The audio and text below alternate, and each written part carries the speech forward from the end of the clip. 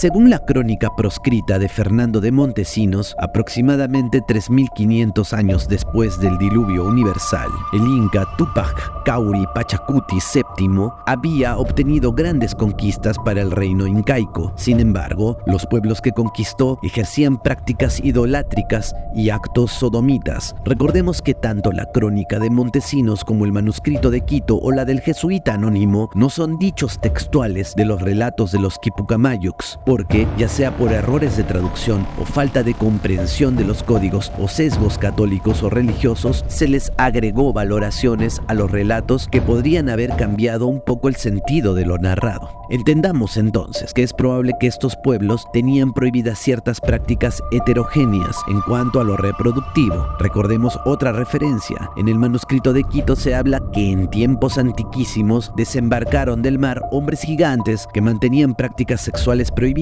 y que los pobladores huyeron al verlos, pues además temían por su vida, ya que los gigantes eran violentos. Fue entonces que Huiracocha ordenó a Inti erradicarlos. Las llamaradas solares fueron las que los exterminaron. Volviendo al relato de el inca Túpac Cauri Pachacuti VII, en medio de este caso de idolatrías y prácticas sodomitas es que sobrevino una peste al imperio, grandes terremotos, diluvios y huaicos. En la interpretación del inca, esto fue debido al uso de las letras. Por tal motivo, mandó prohibir el uso del lenguaje escrito, so penas severas. Da la impresión que el pueblo era culto y por lo menos una casta especial de personas dominaba información muy delicada. Y fue por medio de las escrituras que ejecutaron peligrosas y curiosas prácticas, seguramente.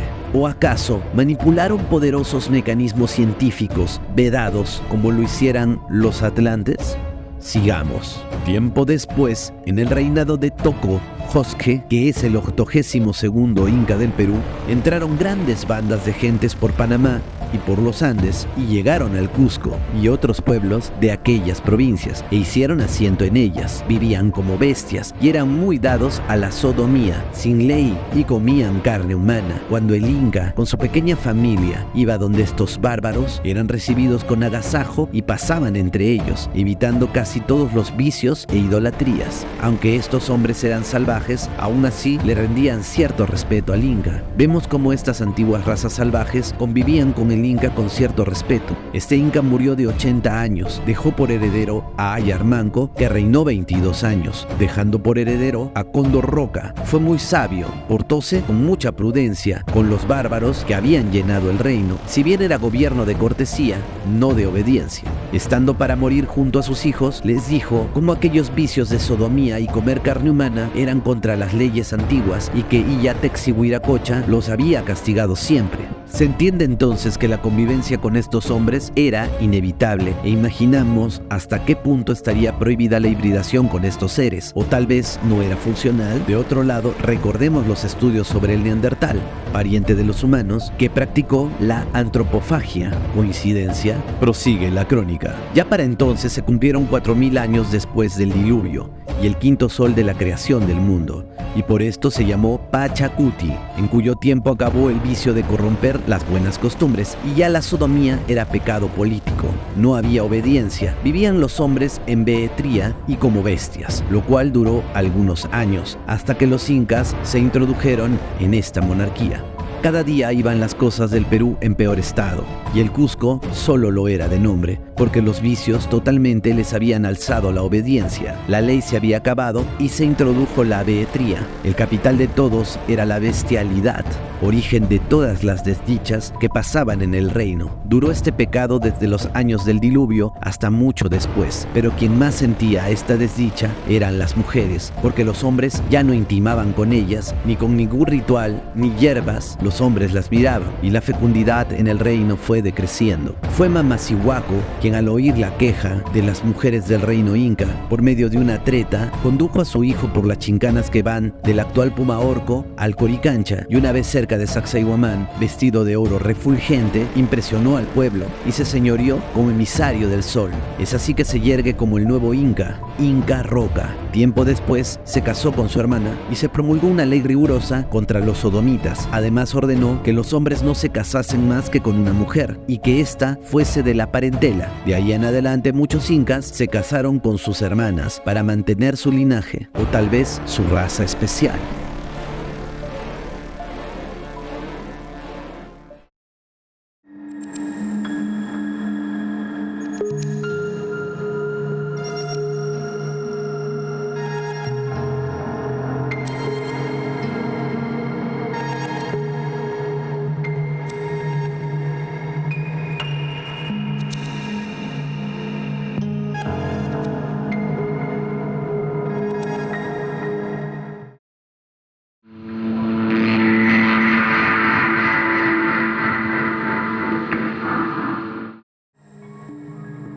Es clave lo que se dice en las crónicas antiguas del Perú. Estos dichos increíbles vienen siendo respaldados por la nueva arqueología y por la nueva paleontología, que va encontrando evidencias de una cultura milenaria en la cordillera de los Andes. Cada vez se retrasan más los relojes de la aparición del hombre en el Perú y lo revelan como foco civilizatorio de la humanidad. Solo un ejemplo más, la agricultura de alto nivel científico, insuperable hasta hoy y la más antigua del mundo, se halla en las tierras del antiguo Tahuantinsuyo. La historia del hombre comenzó en el Ande. El andino pobló el mundo. Cuando se levanten los yacimientos arqueológicos escondidos en el Perú, estará allí el eslabón perdido. Cuando se analicen profundamente a los cráneos extrañísimos de los paracas, reescribiremos la historia de los viajes continentales prohibidos de la antigüedad. Cuando se muestren los cráneos y restos paleontológicos de antiguos primates de las selvas más profundas del Perú, Brasil y Bolivia, se revelará nuestro verdadero origen atlante, andino o terrestre extra.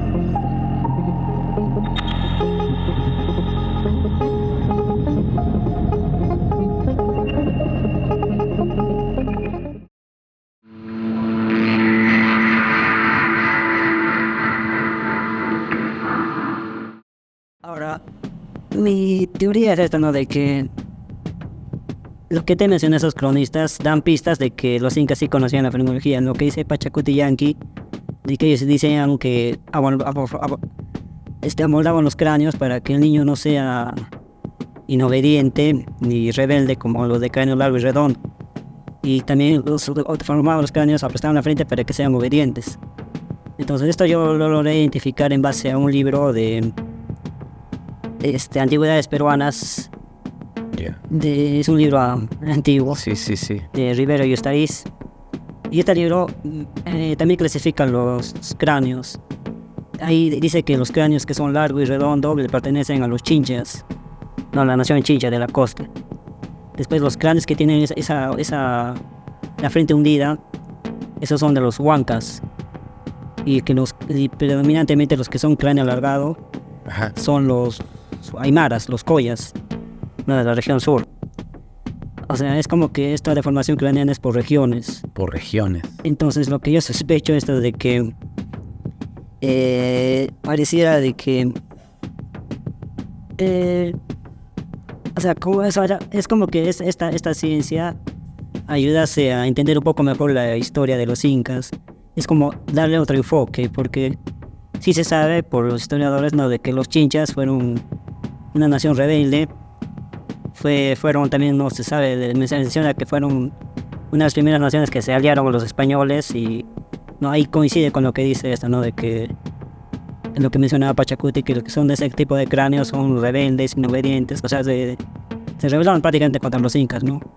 Y también coincidió un poco con los huancas. Hay un libro de José Antonio del Busto que habla, ¿no?, de la destrucción del imperio de los incas, donde menciona eso, de que los huancas también se asociaron a los españoles y prácticamente los mantenían, ¿no?, les daban comida, armas, ellos prácticamente luchaban por ellos, ¿no? Y parece que eso tiene que ver, ¿no?, con la personalidad de Huanca, que eran obedientes. Me olvidé mencionar al historiador Leonidas Berreno Málaga, su historiador arequipeño. Sí, el autor del libro de la cultura puquina. En ese libro, este cronista menciona de que es el primero, ¿no?, que asocia a la frenología con las deformaciones craneanas. Es el primero en mencionar esta asociación. Porque él dice, él no cree que sea por estética, por costumbre, no, eso es. Y él dice que esta costumbre vino de la Amazonía, los aymaras la copiaron y después la reprodujeron en la costa, o sea, prácticamente llevó a los incas así. Entonces, este historiador dice de que a los amautas, los sabios, dice que les alargaban el cráneo, porque decían que abordando ciertas terminaciones nerviosas como que mejoraban sus capacidades cerebrales, ¿no? Eso también lo menciona que en la entrevista Renato Dávila, él también menciona eso. Él también menciona esto de las deformaciones craneanas. Mientras que a los guerreros, o sea, los soldados, dicen que les aplastaban el cráneo y que, como dije, no, les atrofiaban ciertas terminaciones nerviosas para que les iba a servir en la guerra. Yo sospecho de que cuando menciona esto parece que al aplastar ciertas regiones del cerebro, del cráneo, anulaban ciertas terminaciones nerviosas que yo teorizo de que, por ejemplo, cuando estás en guerra, parece que anulaban ciertas terminaciones nerviosas para que no sintiesen dolor en combate, porque estuviesen luchando más. Pero lo contrario es de que a los científicos, o sea, los amados, los sabios, les atrofiaban ciertas para sus capacidades físicas, pero, o sea, sacrificaban eso, pero para incrementar la sabiduría, porque he estado revisando un artículo donde asocian las lesiones cerebrales con las deformaciones craneanas. No hablan de, por ejemplo, disculpa, sí. Tenemos el frontal, tenemos el occipital, el parietal, ¿no? Los lados. Menciona que, no recuerdo exactamente cómo eran, no sé si considera exactamente, pero menciona algo así de como que en el occipital se asocia la visión, porque cada región del cerebro se asocia un sentido. Creo que el occipital se asociaba a la vista. Entonces sospecho que los que aplastaban esta parte sacrificaban su observación, pero ganaban más. No, por ejemplo, esta parte creo que se asociaba a la memoria. O sea, si esto lo incrementas, es como que tuvieses más memoria, pero sacrificas tu visión. Wow. Creo que los que aplastaban esta parte creo que quedaban sordos. Es como que ganabas algo y perdías algo así, ¿no?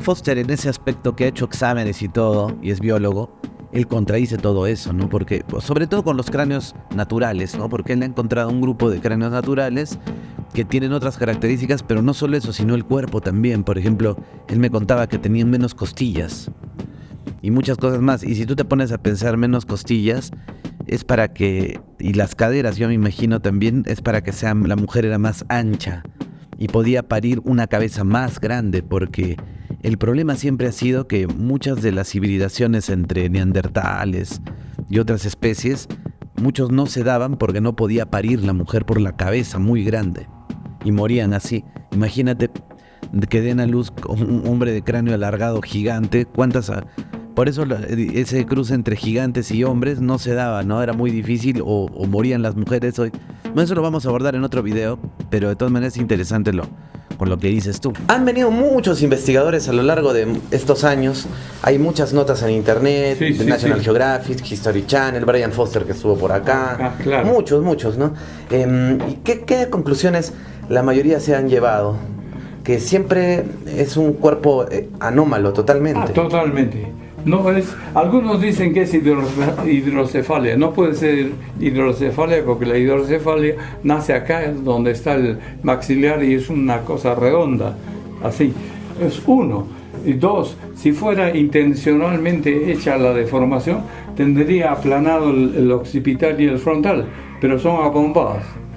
O sea, no han sido aplanados intencionalmente.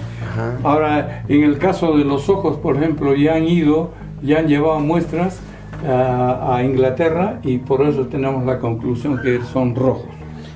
Por eso. O sea, a lo que vamos es que se le han practicado exámenes no se los ha practicado usted, sino muchos científicos. Claro, o sea, gente que sabe de ciencia, de anatomía, biología, ADN. Y se ha demostrado también que el padre, no se tienen datos del padre, ¿no? No hay datos. Pero hay una teoría acá. Es muy posible que sea mujer. Porque hay un feto al lado. El de al lado es un feto, entonces. Ahí se ven los bracitos, la parte de las piernas, y lo que llama la atención es la piel que tiene, porque no es una piel común y corriente como los seres humanos. Es media cuadriculada, parece una tela. Ahora, La teoría que se utiliza, de acuerdo a unos antropólogos italianos que hemos estado estudiando con ellos, ella ha sido engendrada por un ser humano. Por lo tanto, el feto ha crecido mucho y le ha estrangulado los órganos internos a ella y ha muerto abortando. Por eso es que el feto está afuera. Fue encontrado así. Así. Pero ¿y el ajuar, sus ornamentos? Que los que han excavado, porque hemos encontrado la tumba disturbada, parece que no les han interesado a ellos los esqueletos y solamente se han dedicado a llevarse lo que tenía, ¿no? Claro, porque, o sea, digamos que una persona, o un ser en aquel tiempo, ¿se sabe en qué tiempo vivió en la Tierra? Es pre-inca, ¿no? Es pre-inca. Seguramente por ser tan extraña la habrán considerado como una especie de dios, ¿no? Que en la época cuando vivió este ser, seguramente tuvo un tratamiento especial por el pueblo. Debe ser porque en la misma montaña, en Wiracochán, en la punta, en la cima, yo he encontrado una niña de 14 años con el cráneo deformado. Y está en el Museo de Huaro. Yo le he reconstruido el rostro para ver cómo era ella. Y está en el Museo de Huaro, tenía 14 años, se llama Quillayay. Y en la punta misma del Wiracochán, donde se ha encontrado, ahí se ha encontrado un poquito en la parte baja, claro, en un ángulo que se ve todo el valle de Vilcanota, el Cusco y el valle sur. Claro, y entonces este ser seguramente tendría sus ajuares. Parece que tenía por lo menos algo, ¿no? Mantas, etcétera, y eso es lo que han robado. Eso es lo que han robado. O sea, se ha perdido ese contexto, sí. O sea, y solo han dejado el cuerpo, pero no le han dado la importancia que realmente tiene. ¿No? Al contrario, han dicho pues, que es un monstruo. Y la fontanela abierta, ¿qué dicen de eso entonces? Bueno, la fontanela abierta, los ufólogos sostienen que eso es la única forma que tiene él para comunicarse con su planeta. Si lo tuviera cerrada como nosotros, no podía comunicarse con su planeta telepáticamente. Wow, entonces sería... ¿Y se sabe el tamaño que tuvo? 50 centímetros. 50 centímetros. Sí. ¿Y hasta qué edad vivió? ¿Con qué edad murió? Ese es el problema que no sabemos, pero vamos por los 25. Porque molares tenía. Sí. Porque muchos pueden decir, no, es un aborto, ¿no? De repente. No es. No, tiene dentadura. Ahí es la afirmación de por qué nosotros decimos que es extraterrestre, porque tiene dentadura de adulto. Dentadura de adulto. Sí, no es niño. Y con su hijito ahí al costado, claro, de aborto. Wow, o sea, no se dio el hibridaje humano extraterrestre hasta cierto punto. Qué interesante. Ahora, ¿cómo habrá llegado al planeta Tierra? ¿No? Esa pregunta, ¿no? Esa es la pregunta, ¿cómo ha llegado? En un accidente, claro, la abandonaron, llegó, o ha venido se quiso quedar. A manipular genéticamente a los claro, humanos. No sabemos, ¿no? Claro. Ya.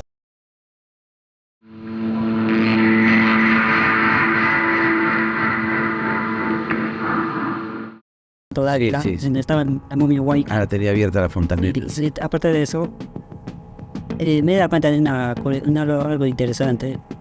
Estaba revisando crónicas sobre el Inca Manita Cápac. ¿Y qué te dice de que... Mejor primero hablamos de la momia White, que tú estuviste, ¿no? Sí, claro. Te dijeron de que esa... Ya parecía un bebé, pero tenía la dentadura completa. Ya tenía huesos, yo leí que tenía huesos muy delgados. O sea, era un niño, pero su contextura era la de un adulto. Sí. ¿Y qué nos dicen las crónicas sobre Inca Manita Cápac? Que nació a los 3 meses de gestación con la dentadura completa. Y bueno, como lo representa como un delgadito, flaquito, chiquito. Y yo dije, no, o sea, ¿qué tal si esa especie sí ha existido y Manita Cápac era uno de esos? Porque es bien rara la historia de Manita Cápac, ¿no? Que él dice que aprendió a hablar desde que era niño, que era muy fuerte, que era un Inca muy extraño. O sea. Claro, acá nos dicen son extraterrestres, son Nephilims, son de otro planeta, pero lo que yo pienso más es que tiene que ver con otra evolución, como lo dijiste, evolución secreta, o sea, otro tipo de seres humanos que ya sea artificial o naturalmente han existido, como también los pigmeos, ¿no? Porque se creía que el cerebro tiene que ser muy grande para que seas muy inteligente, una capacidad, pero han encontrado un hombre pigmeo que sabía escribir, hablaba todo y su capacidad craneal era menor. O sea, eso ha puesto en entredicho que el volumen haga la inteligencia, ¿no? Entonces es raro. A Eldi, ¿no?